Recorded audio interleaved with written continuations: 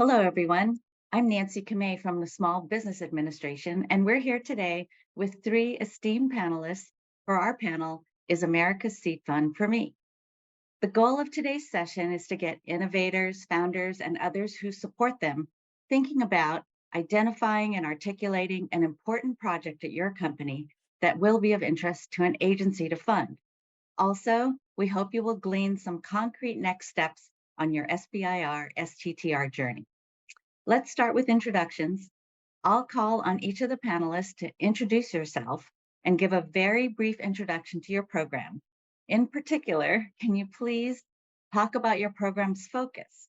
What types of projects or technologies is your agency looking to fund? And please address whether there are specific deadlines or not. So let's start with Ben. Thanks, Nancy. Appreciate the opportunity.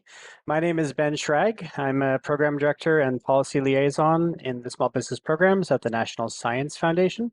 I've been at NSF for 14 years and was prior to that at a startup, which was also a recipient of funding from the NSF SBIR program. So have been PI as well.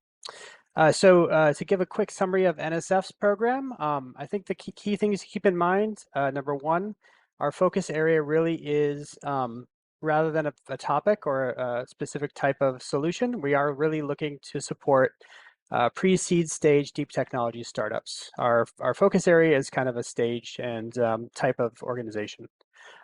We are looking to, in most cases, be the first funding into a company at the stage when it is too early and too risky for private capital. And so the way to think about NSF is as kind of a strange form of investor that is only going to pay for R&D and that is looking for high technical risk. And so like all agencies, we are looking to fund risky R&D. I think we probably even want more risk than many agencies. So a lot of times we will be the first agency that a given company will be appropriate for. As far as technology topics, the NSF is basically as wide as you can imagine.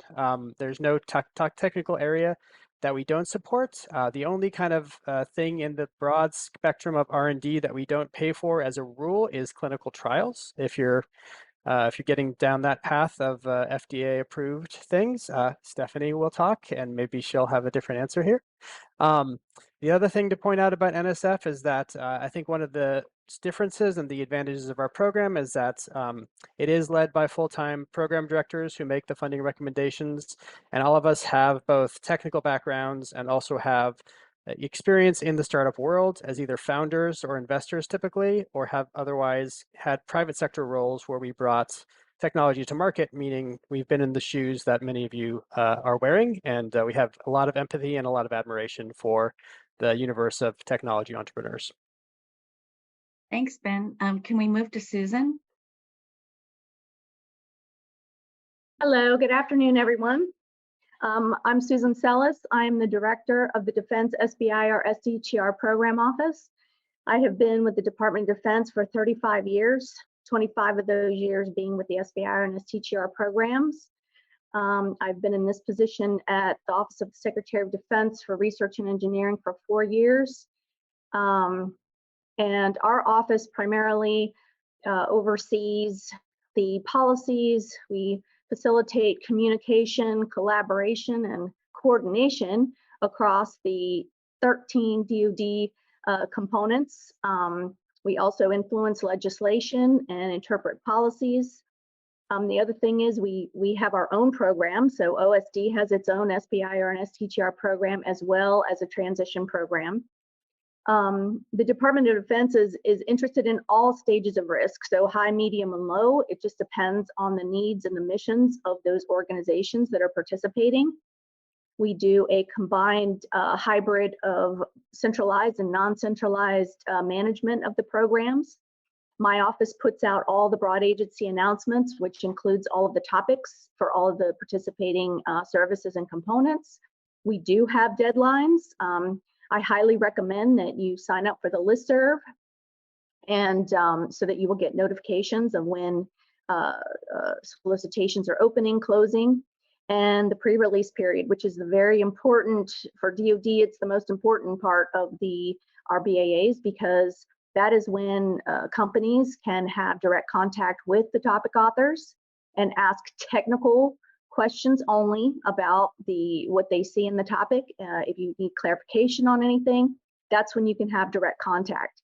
Once the BAA is open, you can still ask questions, but then that's posted for everyone to see the question and answer. So many times companies don't want to give away their approach during that time. So the pre-release is really the best time for you to ask those questions. And our BAA is actually going to open tomorrow. We have a SBIR and an STTR BAA opening tomorrow. So get your proposals into us. And Nancy, are you going to provide slides or to the group? I know I had a slide deck, but I guess because of the time here, I didn't use my slides, but it has a lot of great information if you're planning to share that with the attendees. Over. We will work on that, Susan, but at least there is the one-pagers and videos that people made that's available in the resource area. Okay, great. How about, shall we move to Stephanie? Great. Good afternoon or good morning, depending on your time zone, everyone. My name is Stephanie Fertig, and I'm the HHS Small Business Program Lead. I'm located within the National Institutes of Health in our Small Business Education and Entrepreneurial Development Office, or SEED. And here at HHS and NIH, we're certainly excited about being part of America's Seed Fund. There are 4 components in HHS that have an SBIR program: FDA, CDC, ACL, which is the Administration for Community Living, and NIH. NIH is the only one of those that also has an STTR program.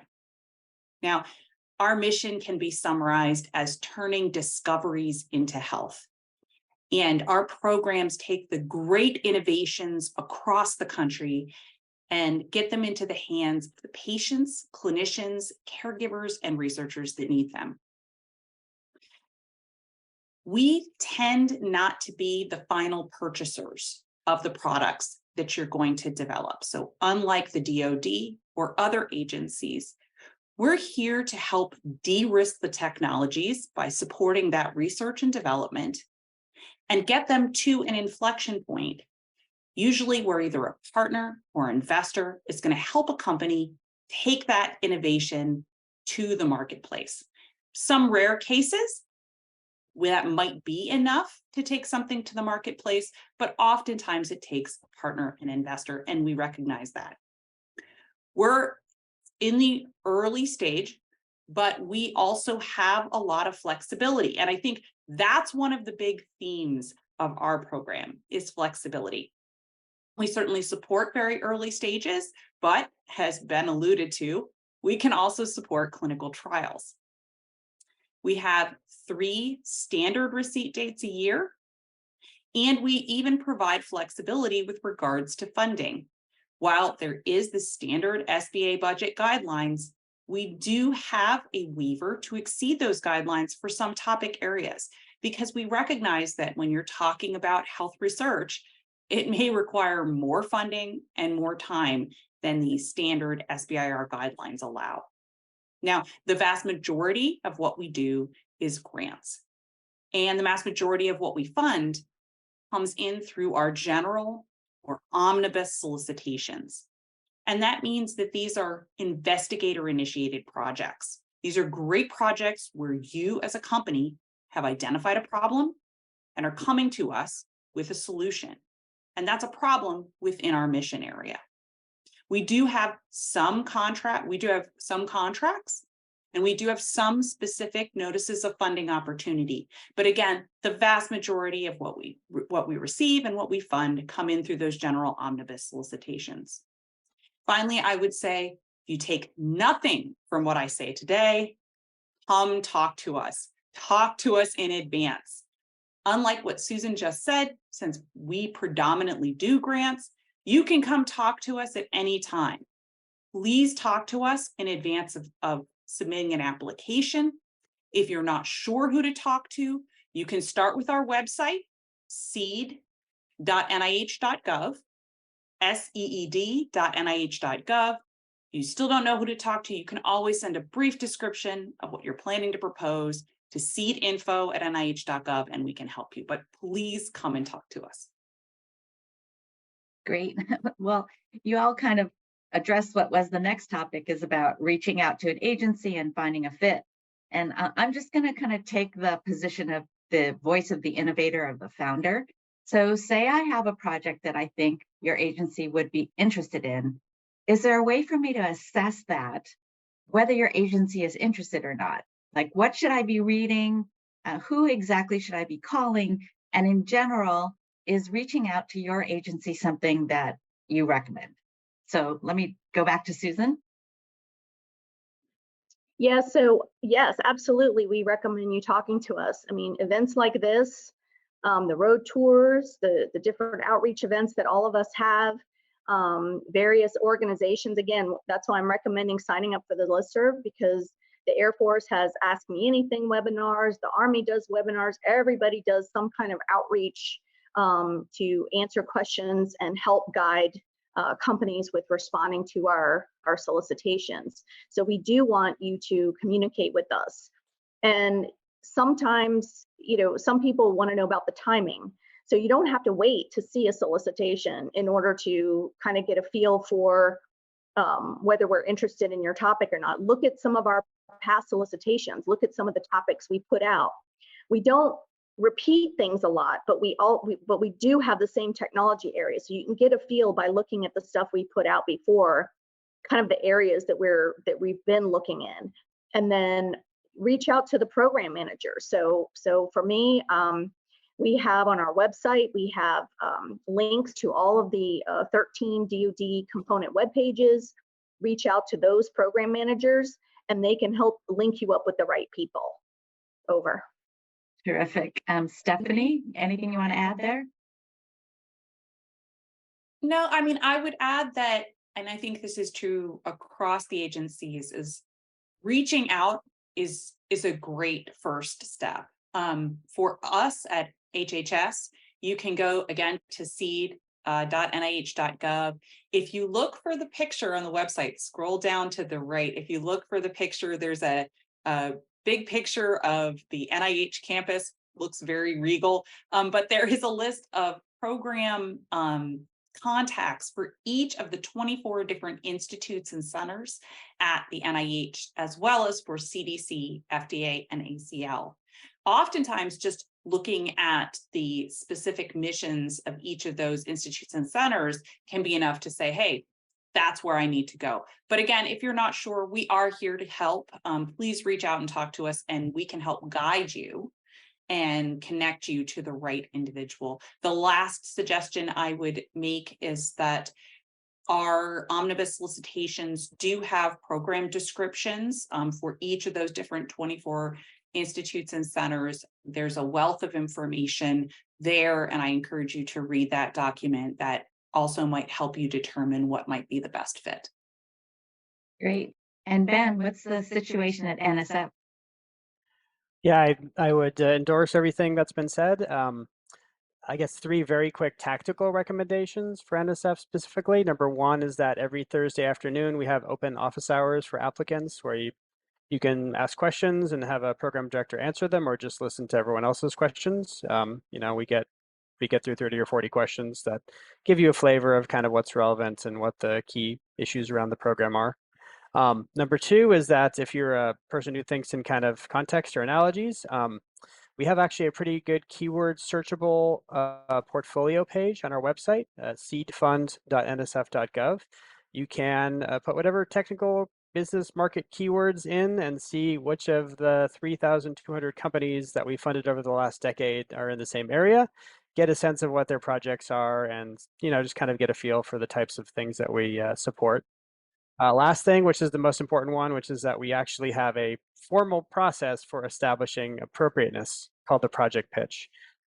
Nancy, you were instrumental in helping start that when you were at NSF. It is something that is required. It is a lightweight 2-page summary of what you think might be a project that NSF would be interested in funding.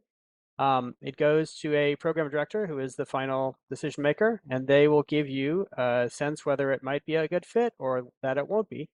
And either way, you'll get feedback, and if you're lucky, you'll get an invitation and more information about how to submit. And you'll have the person who is your program director responding to you, so you'll know who your point of contact is as well. And so that project pitch gives you an invitation that's good for a year. So it's something that you don't need to wait and time perfectly. It's something you can do even before you've actually incorporated your company if need be. Great. And as a follow-up, I know that I can go to, Ben mentioned a website, or I can go to SBIR.gov, and under reports and awards, I can search for projects or companies that have been funded in the past.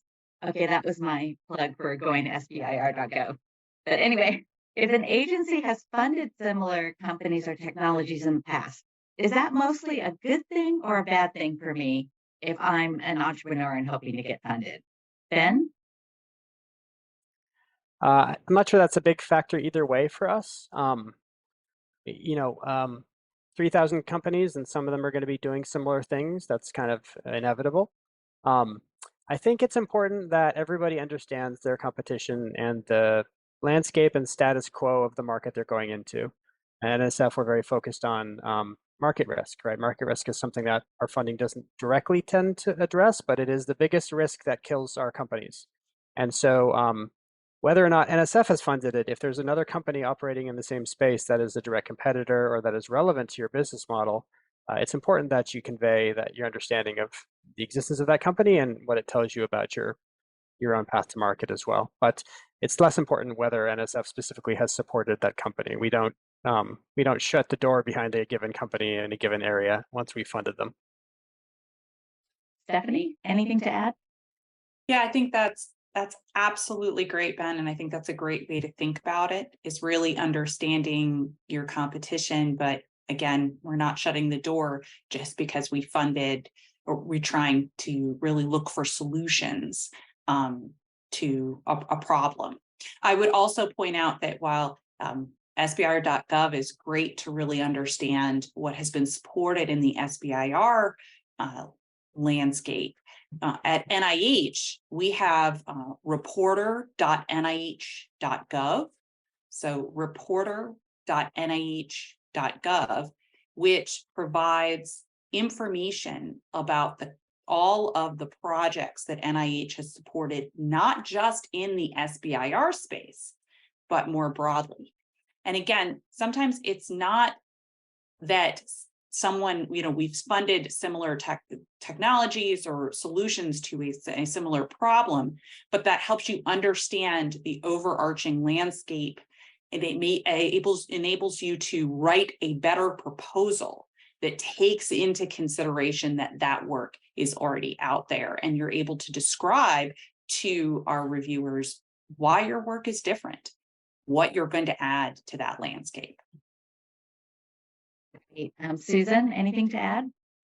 Yeah, I'd like to add a couple things to both of their comments. So first of all, yes, absolutely know your competition, know the landscape, state of the art, but also know your customer. DoD, the department, is the customer, and you have to know us as well. So reviewing our websites, looking at what we funded is very important to get to know the customer. Also, I would say that the department funds many multiple award winners. So for example, we're going to fund more than one phase one per topic based on the quality of the proposals we get in. We're going to fund probably at least one or two phase twos per topic. So it's not necessarily about the number of proposals that you have, but the quality and what you're offering us for the solutions. So I would say that, those are great things to think of: the market, and also who might you be able to partner with? Because sometimes if you're trying to put together something that's a component of a larger platform or system, your technology plus somebody else's might work together better than the two of you by yourself. And that's always a business decision, but it's also something that might make you more look better to us than just by yourself. So those are some things to consider when you're submitting proposals, I think, to anyone. And we definitely know that sometimes it takes more than just one phase one or two phase twos to get a technology to a point of maturity where the department is interested in actually being your customer. So sometimes you have to be in the game for a few cycles for that to happen. Over. I'm just drilling down on the importance of customers and commercialization. So I think you've all said that it's important to understand the customer and the market. But as an applicant or an offerer, how do I show that I understand the customer or the market, especially in a phase one application? How does an applicant convey that in their writing? So Stephanie, can you start that question? Well, as noted, the NIH and HHS in general isn't the final purchaser of the technology. Those customers are going to be patients, clinicians, caregivers, and researchers across the United States and potentially the world. Within a phase one, the HHS doesn't have a separate commercialization plan in the phase one. So the phase two has a commercialization plan, and you can put that information and detail that out there. But in the phase one, it's really important to focus on the significance and innovation sections. So the significance is where you talk about the significance of your project, the problem, and how this is going to solve that problem. Innovation is a great place to put how you are different from that competition. What is the innovation here? And again, innovation doesn't have to be about innovative, the innovative processes. So I like to joke, in general, getting a regulatory, going through the regulatory process is not an innovative process. There's a standard process to that, but the product itself or the service itself is going to be there. So that's where you can really put that information about how you understand the problem and the customer, and then how you're going to address them. Susan, you want to take a stab at that? Sure. And I think you also have to kind of watch your page limit too, right? So you have to kind of make sure that you get that across within, not take up too much of your proposal. And it's kind of hard to tell people this, right? Because you want to make sure you get that point across, but you don't want to take half your proposal to do it. So you might need to maybe weave that into the elements of your proposal, depending on the number of pages that you have, weave that into it so that you show your understanding, but also show how what you're doing is going to answer that or exceed our expectations for what we've asked for. Over. And Ben, what do you have to add? This is a good contrast of that, as that adage that every agency is different. So you are going to spend half your proposal to NSF telling us about the market. That's actually the recommendation of the split between technical and commercial content. And because the companies we fund are, again, very early, even if we ask for a full commercialization plan, you probably don't have one at the stage we're going to fund. The average company we fund has 2 employees and is 1 or 2 years old. That's the standard phase 1 awardee. So it's not about a commercialization plan because you don't typically know enough to have a plan. But in the sense that a plan is a way to go from point A to point B, what you should do in phase 1 at NSF is convince us that there's a point B. Right, and that essentially boils down to 2 of the most important sections of your business model, which are the customer and the value proposition. This is the reason why NSF created the I-Corps program, which is now all over the government, which is great. It does teach customer discovery, which is the best known method for evaluating customer and value proposition at the early stages. It's why we teach every phase 1 awardee through the boot camp that we offer for free, customer discovery. And if your company wants to show that they've been thinking commercially before phase 1, they should have engaged with customers meaningfully and repeatedly. And again, not just to talk about their technology. So the important thing for folks to remember, if they're not familiar with the practice of customer discovery, you should learn about it if you're starting a company. Customer discovery is not about the car you're going to design. It's about how much your customer likes their horse, right? There's a difference, and it's important to keep in mind that A letter from a customer saying that the technology seems great is about the least useful thing for NSF and probably for other agencies, because we have technical experts who will tell us what they think about the technology. That's not what we need from you in your proposal. What we need to know is what your customers think, because we don't have your customers in the room. Susan does, probably at DoD. I think Stephanie and myself, we don't have any direct customers of most of our applicants in the process of review. And so you need to bring that voice of those people into the proposals so that it's present. Super helpful. Okay, so let's get down to specifics.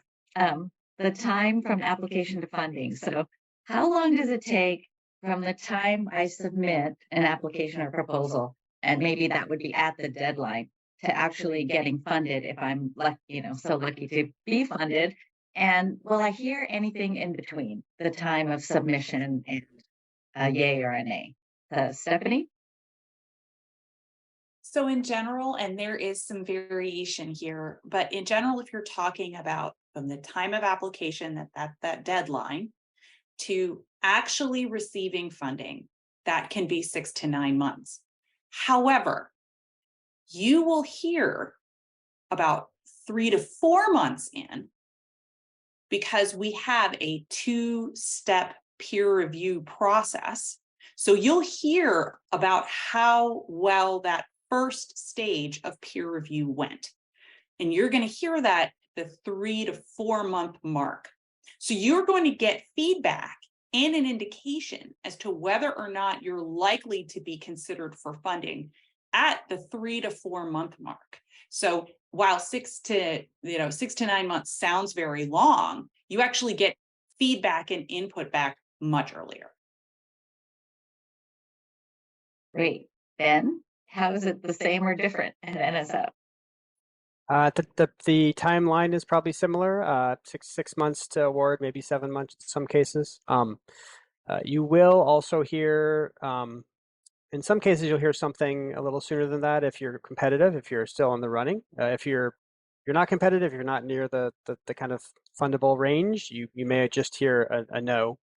Either way, you're going to hear all the written feedback. We do bring in external experts, as I mentioned, and all their written feedback without any edits will be sent back to you. It can be actually pretty useful feedback for new companies. At least I benefited from it, and I think a lot of our PIs tell us that it's very important. But yeah, most of the process, either way, you won't hear anything. If you are competitive, at some point, people will start to ask very pointed questions, which is a good sign, but not a guarantee for our process.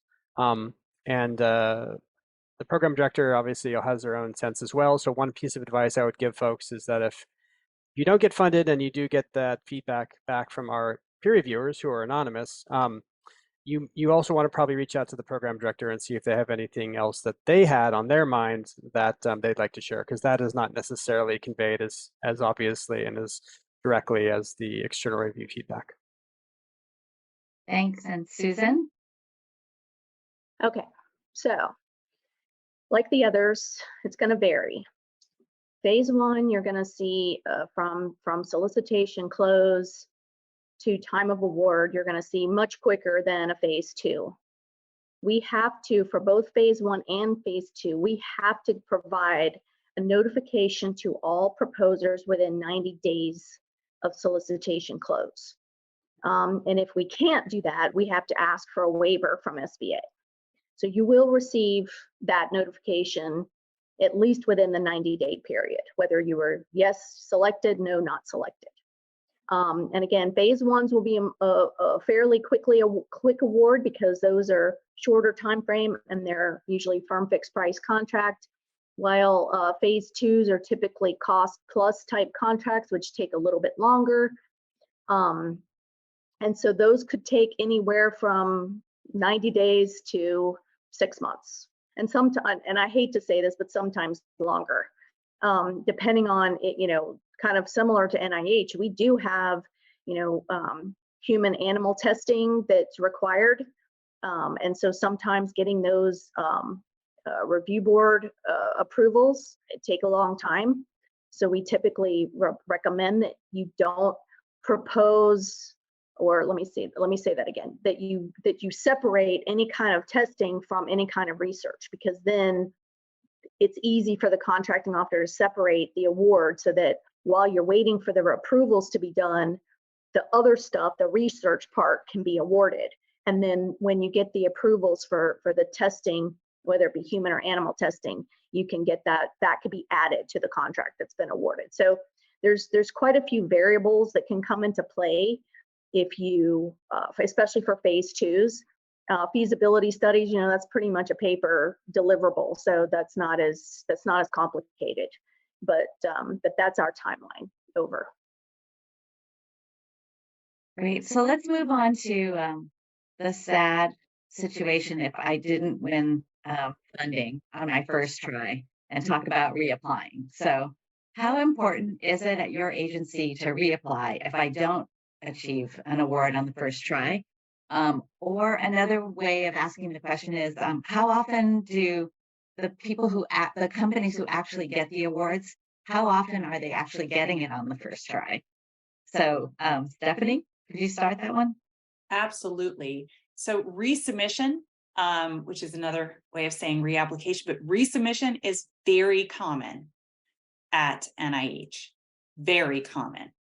The majority of our applicants will have to submit more than once. That is just the fact. Now, like Ben suggested, we also will give feedback from that peer review. Everyone, regardless of how well you scored or how well that peer review went, you're going to receive feedback. We always encourage people to read that very carefully and then reach out to the program officer who's listed on that feedback, those reviewer comments or summary statement. Talk to that program officer. As a program officer, and I was a program officer for many years, I read a ton of summary statements. I got very good at it. It may be your first summary statement, but it certainly isn't mine. And so we can really help you as you're trying to determine what are the next best steps for this project. But it's very, very common to resubmit. So I would say another thing to keep in mind here at HHS, and particularly at NIH, about 40% of our companies are new to the SBIR STTR program. So for our new projects, about 40% are companies who have never received an SBIR or STTR before. About half are new to the NIH. So a little bit, a couple of companies maybe have done an SBIR STTR, but it's so important to reach out and talk to us once you've received that feedback. I'm going to do one more quick plug. The peer review process, particularly for new individuals, can be a little daunting. It's a little like a black box. The best way to learn about peer review is to be part of peer review. We are looking for peer reviewers. So you can also contact us at seedinfo@nih.gov and request to be part of the review process. And nothing will make you learn that process faster than being a peer reviewer. Great tip. Ben, what would you like to add? Yeah, so the numbers for NSF for first-time applicants, so folks who are submitting their first ever proposal to NSF and get funded, is about 60%. So it's actually a majority of our phase 1 awards were the first ever grant NSF got from a small business. The number of folks we fund who have no prior SBIR funding from any agency is 92% roughly. It fluctuates a little bit, but it's around there. So it is almost all, maybe some repeat applicants, but almost all first-time award winners. So I think as far as reapplying, it's maybe not quite as important because I think we weigh, again, our focus on trying to fund early is very important. And so we'd rather fund an application that maybe has a few warts, but is early enough for us than maybe fix those things and have them come back later when the stage will be not as appropriate for us, right? The companies that we fund in general, we're looking for them to move quickly. And so, for the greatest companies, they don't stay a startup for very long. And, once they're out of that phase, they're typically, we can't help them anymore. So reapplying is fine, but I think it's less of a requirement for NSF than maybe for other agencies. In the goal for working with startups and supporting startups, you have to basically relax yourself a little bit on the grantsmanship. You can't assume startups are going to be able to do that. That's not a natural tool of entrepreneurs. And so, we've come to peace with that and trying to be forgiving and flexible with people making little mistakes and administrative errors on their application. Great. And Susan, what would you like to add? I would also say that reapplying, and so I guess I need a clarification on what reapplying means. So if you're saying reapply to the same, because I think that some of the other agencies have broader announcements that are open and you're just reapplying to that same thing. Well, we don't work that way. So each announcement is its own separate announcement. So that topic, it will be rare for you to see that exact same topic again, unless we didn't get enough quality proposals to that topic. And then we probably won't know that for a year or so. So you probably, if you do see that topic, it's probably not gonna be for another year or two, but we don't run the same exact thing over and over and over again. And then I would also say that it's important for companies that have had an award, whether it be SBIR, STTR, phase 1, phase 2, it's important for you to tell people that you've had an award, because the department will, they're formally called cross-agency awards now. But the department, we used to adopt things before this was formalized in the statute. We would adopt things from other agencies. And so if you've had a phase 1 or a first phase 2 with another agency, and we're interested in it, then someone on our team will probably reach out to the agency first. So if we're interested in something NIH or NSF started, we will reach out to that organization first to make sure that we can take over that topic that they started or make an award against it, and then we'll reach out to the company and ask for a proposal. So it's very important to keep your data up to date on SBIR.gov, and then also market your SBIRs and your STTRs to people and let them know, because not only do we leverage each other's investments that we've made through the program, but when it comes to phase 3, which is transition or commercialization of your technologies, there is potential for a direct award be made to you without further competition. So it's important that you make sure people understand that that is a benefit to this program, and that you have had an award or multiple awards under the programs. Over. Great. Really interesting information. So now we're going to move into the part we call the lightning round. We'll see how lightning we are. So I'll start with the first question, which is, should my application be broad? Like, should I be describing a platform, or should it be specific, like on a specific use case? So Susan, you want to start that? So respond to the topic. The topic is going to pretty much, if it's specific, it will have the specifications that they want you to answer in the topic. And if it's not, it'll tell you that you can propose, multiple, different ways to address something, and they will not be specific. So when you read the topic, it will tell you that. Over. Great. Ben?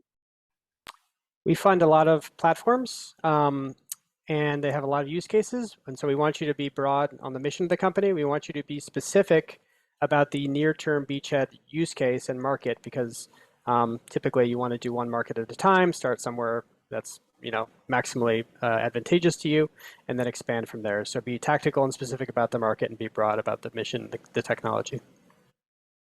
And Stephanie?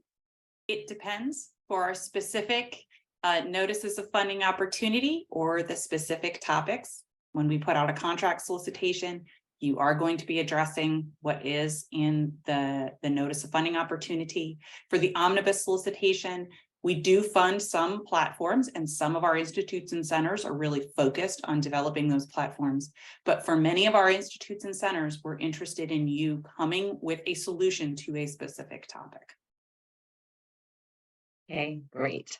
How about this? Is there a roadmap or a checklist that I can use to develop a good submission to your agency? Stephanie? There is a wealth of information on our website. I'm going to plug our website again. And this is why we actually have application resources on our website. We have an annotated form set. We have sample applications. We have instructions. We really are trying to make it as easy as possible with that application process. Finally, if you've not received an NIH, SBIR, or STTR before, we do have applicant assistance programs that are available. So there is a number of things we can do.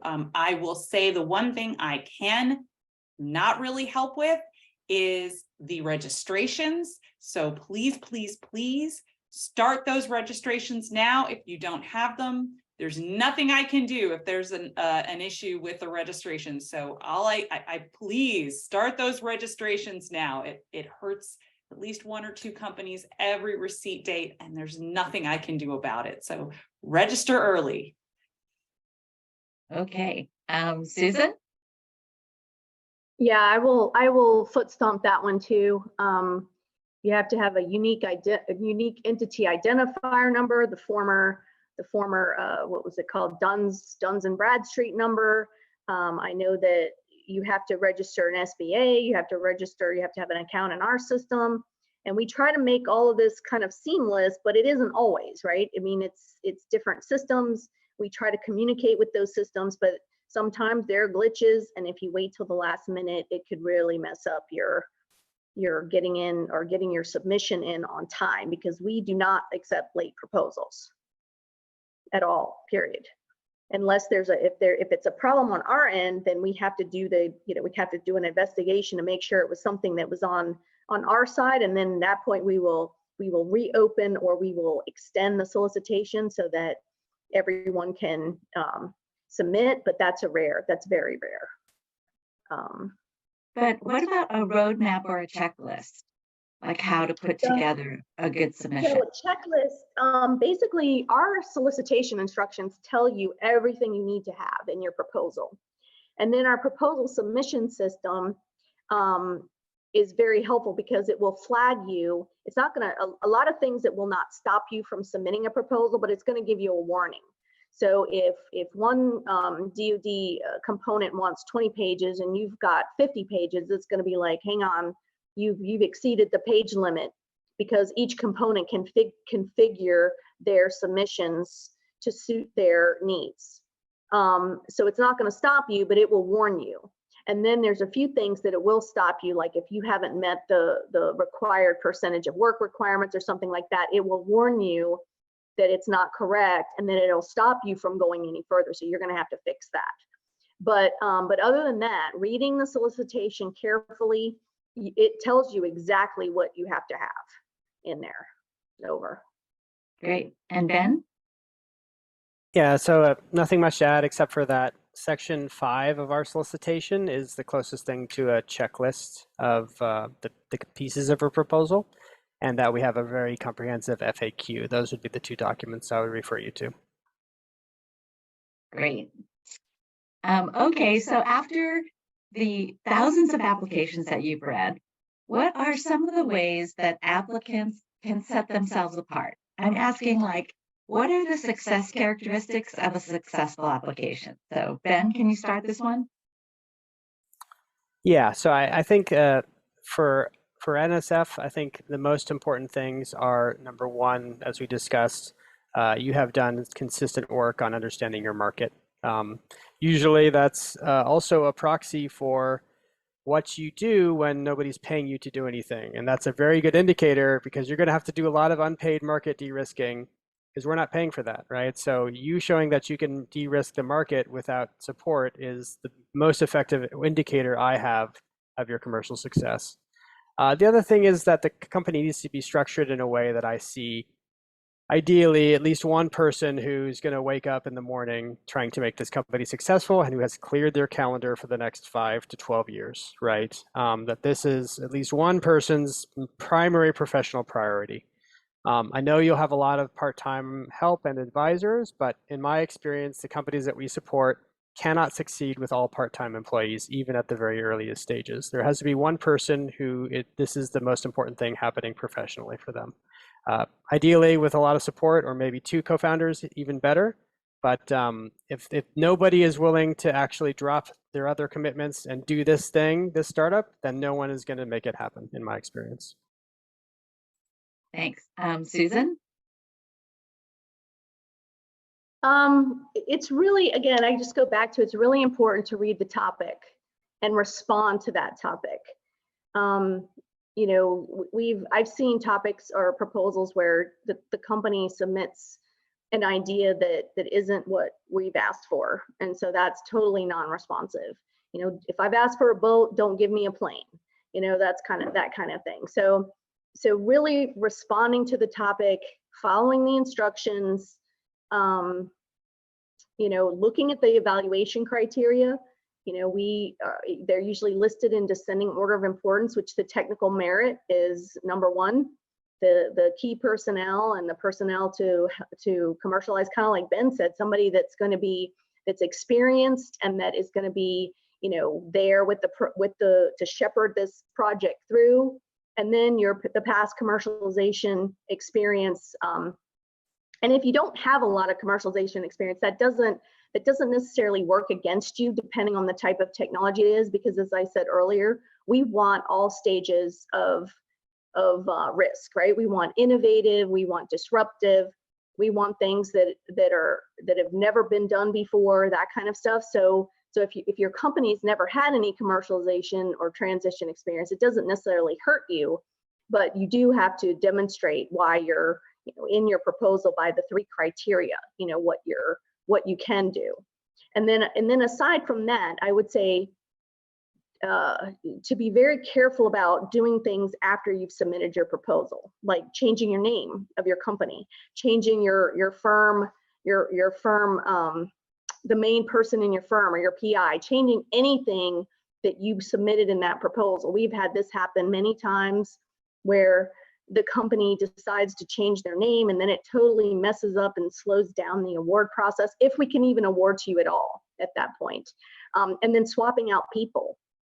You know, we're evaluating you based on the people, the team, and the work that you submitted, not some substitution afterwards. So that can really put your proposal at risk if you don't have solid commitments from the people that you've proposed on your team, and that sort of thing. Over. Stephanie? Sorry, Nancy, can I don't want to, Sure. I'm going to screw up your lighting right now, but I think this is a really great point of contrast. Yeah. At NSF, we have 42 companies recently that we've identified that we funded that have become $250 million or higher valuations. 36 of those companies had no co-founder with any entrepreneurial experience. And so I just want to put a contrast that almost all of our teams have no experience. And actually, in some sense, that can be a good thing. It's not necessarily a good thing, but in our experience, when somebody says your company needs business experience, we don't necessarily weigh that as heavily, I would say, because we know that many startups that you and I are familiar with were led by people. Pick your favorite startup metaphor and tell me whether those folks were first-timers or not. So first-timers are great if they're committed. At NSF, we're absolutely not looking for people who are serial entrepreneurs necessarily.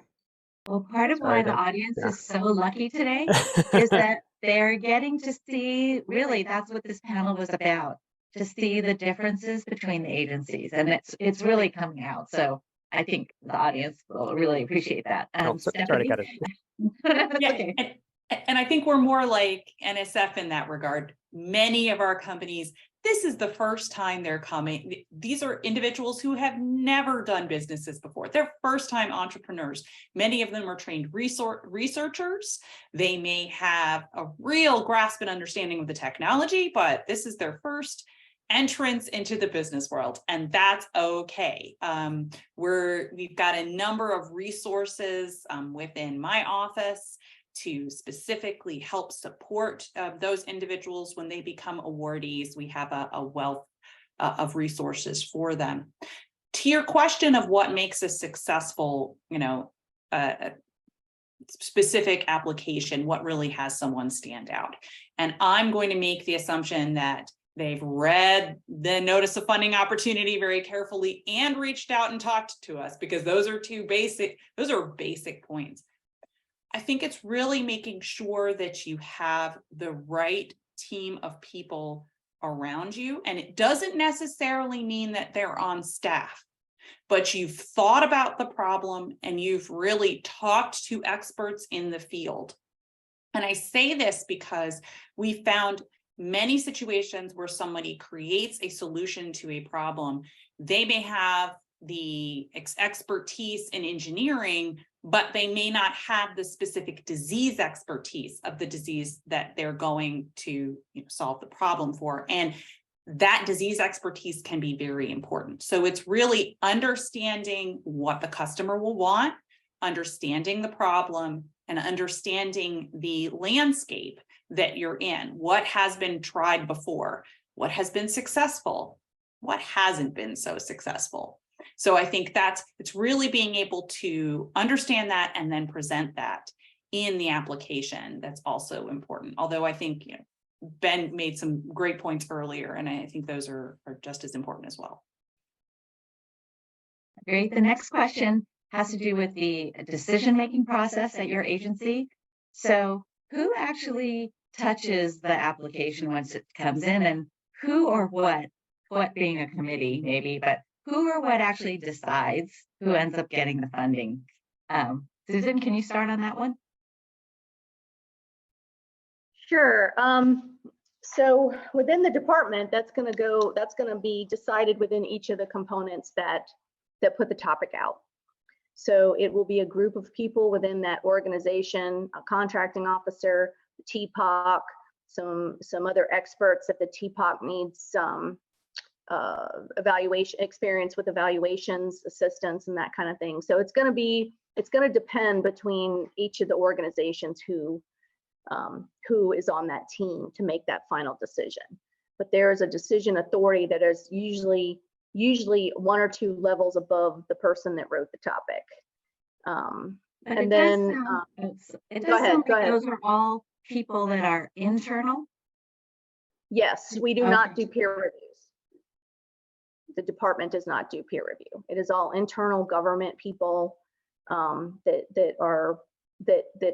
understand what the department needs, what the mission, how it's going to respond to the mission needs that we put out in the topic. And so it's going to be people that are familiar with that and the desired outcomes for the platforms or the programs that we're trying to put this technology into. So it's going to be those folks that are involved with the decision-making process. Over. Okay. How about at HHS, Stephanie? So at NIH, we do have two levels of peer review. We have the peer review panel, and then the second level of review is with the advisory council, which is also made up of individuals, both researchers, clinicians, as well as individuals from the community. But all of these are advisory. I think one of the myths that I often hear is that peer review makes the funding decisions. Peer review doesn't make the funding decisions. There's due diligence that's done internal to NIH by program officers. And the final individual who makes the final funding decision at an institute or center is the institute or center director. So all of that is advisory. It's very important that you listen and respond to peer review, but NIH staff takes that information, presents that to the institute directors who make the final decision. And how about NSF, Ben? Yeah, we do bring in external experts. They give advice and they give you feedback. Like Stephanie said, they are advisory, and the program director in our case makes the final decision. So myself or my colleagues, depending on the portfolio area. And at NSF, I think in the small business programs, the correlation between the final recommendation by the program director of what to fund and what, say, the peer review group would have funded is actually not as high as I believe it is in some other areas. I would say it's something like 70%. So yeah, a lot of the times we do agree with the reviewers, but sometimes we have our ability to go a different way. Okay, my last lightning round question is kind of negative advice, I guess. What's the one thing you would tell an applicant don't do this. Like, definitely don't do this. So I'll start with Ben. How do I narrow it down to one? I'm going to break the rules again. Two quick things. Number one is don't say there's no competition for your product.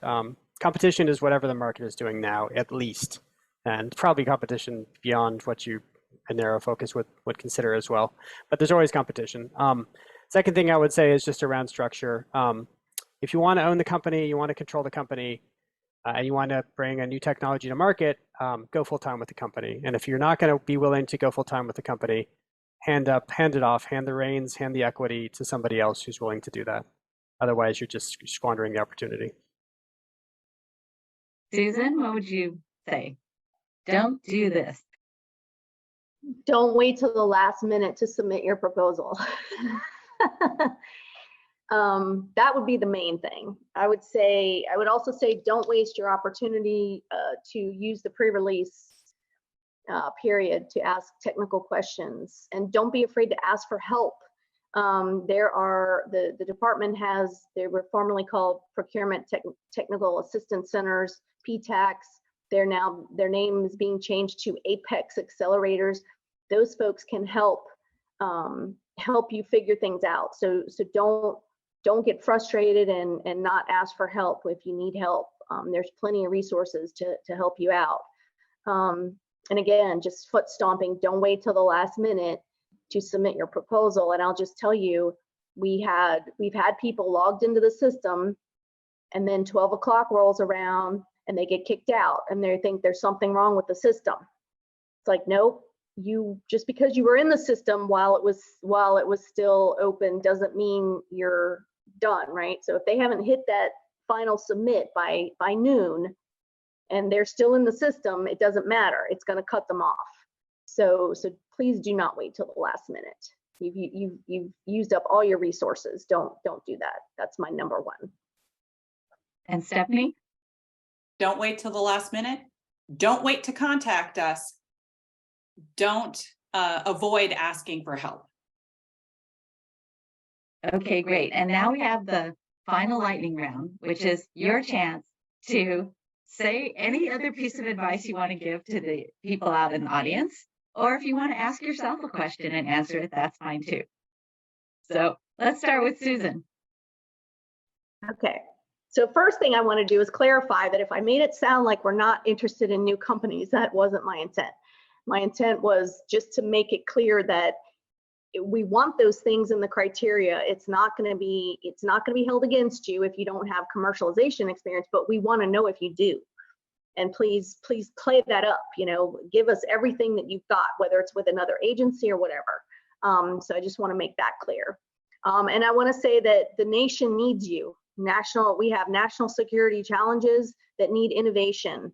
And we need your innovative technologies for our warfighters to give us the technological edge on the battlefield now and for the future. So please consider responding to the Department of Defense. Thank you. Thanks. And Stephanie, you have like 30 seconds.